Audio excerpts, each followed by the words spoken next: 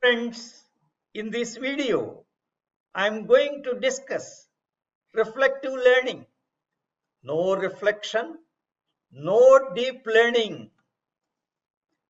I used to implement reflective teaching and learning strategy in my classroom interactions in all the courses I taught for more than 4 decades. I found that this strategy enabled the students to have a deep insight into the subject.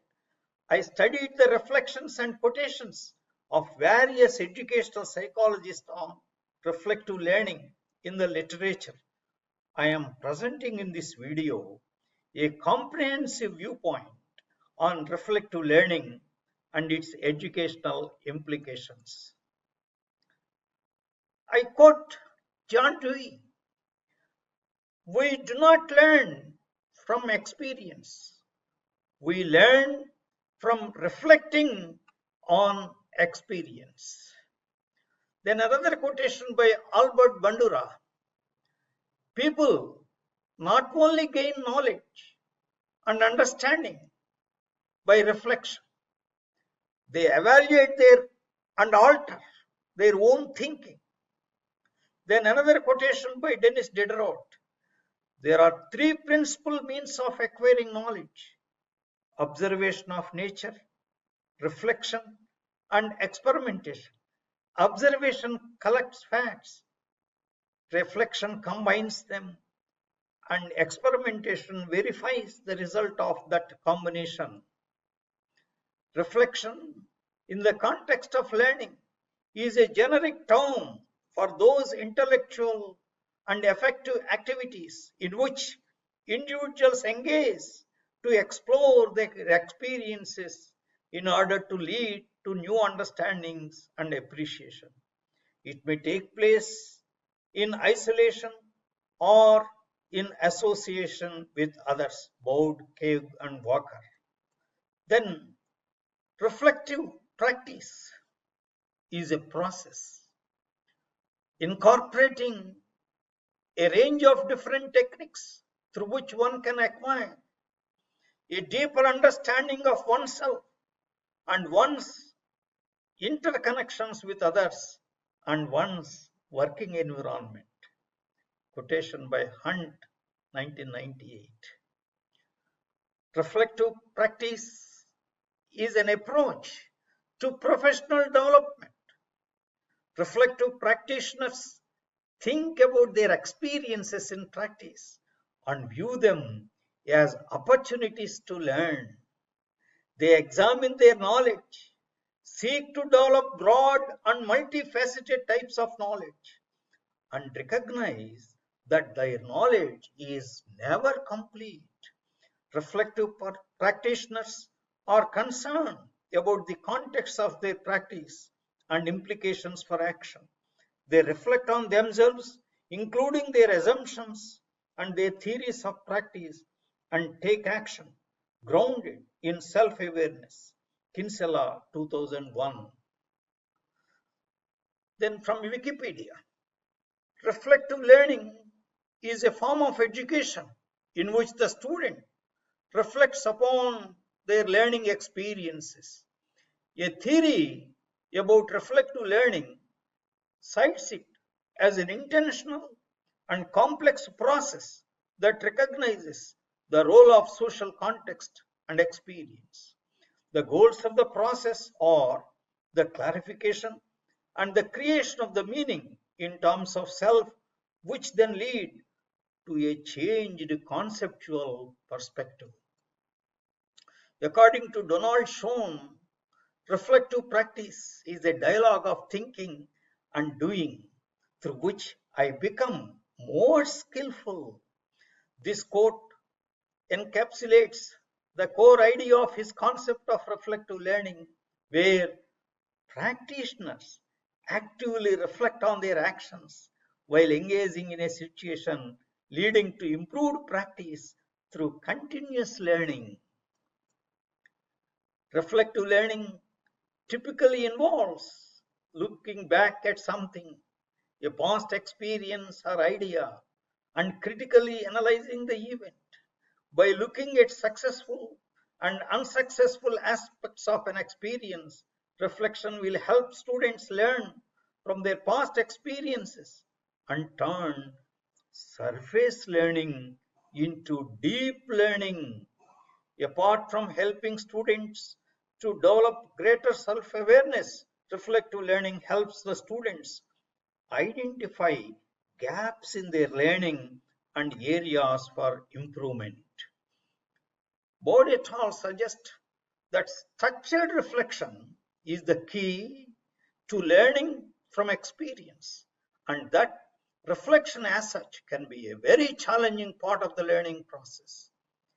Reflection is an indicative of deep learning, and where teaching and learning activities such as reflection are missing, only surface learning can result, opined by Biggs. Then Branch and Paranjpe quoted, reflection leads to growth of individual morally, personally, psychologically, and emotionally, as well as cognitively. The 5 R's of reflective learning are reporting, responding, relating, reasoning, and reconstructing. This framework helps people make sense of their learning experiences by guiding them through these 5 stages. These are the 7 components of reflective learning.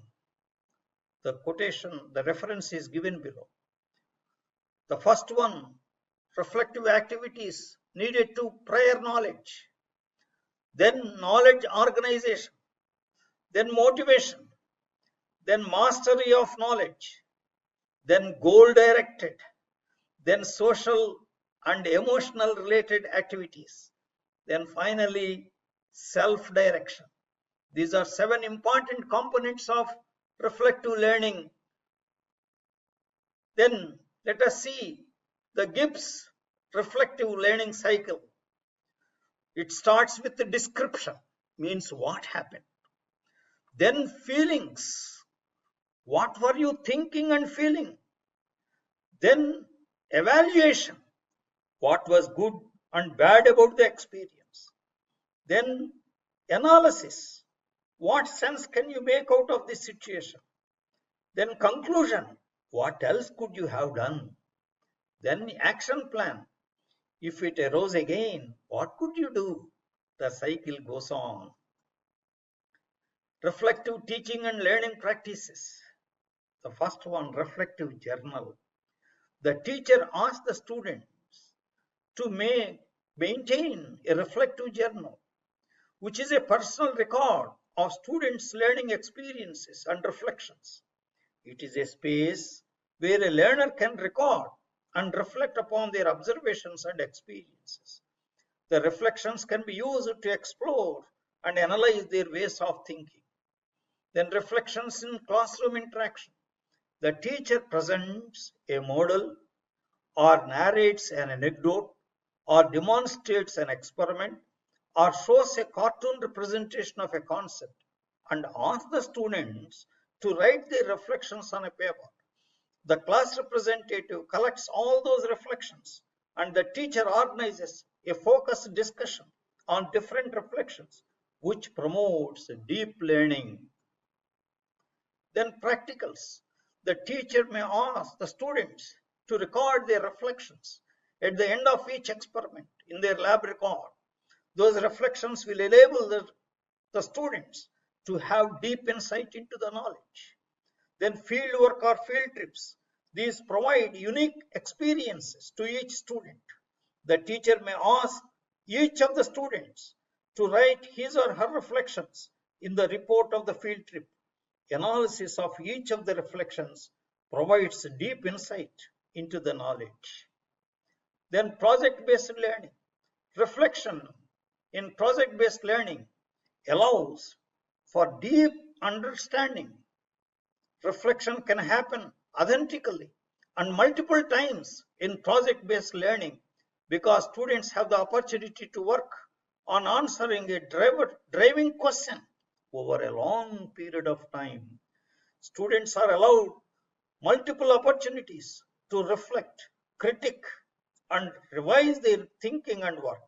This allows for much deeper reflection because all of the smaller components relate to the bigger picture of our driving question. Then book reading. Book reading, other than textbooks, is an important activity for which reflective writing enables the students to explore into human nature and analyze their perceptions of life. Then discussion on contemporary social issues. There may be discussion on contemporary social issues inside or outside the classroom as an activity. The students may be asked to write their reflections after the discussion. Such a reflection will improve social consciousness among the students. Conclusion.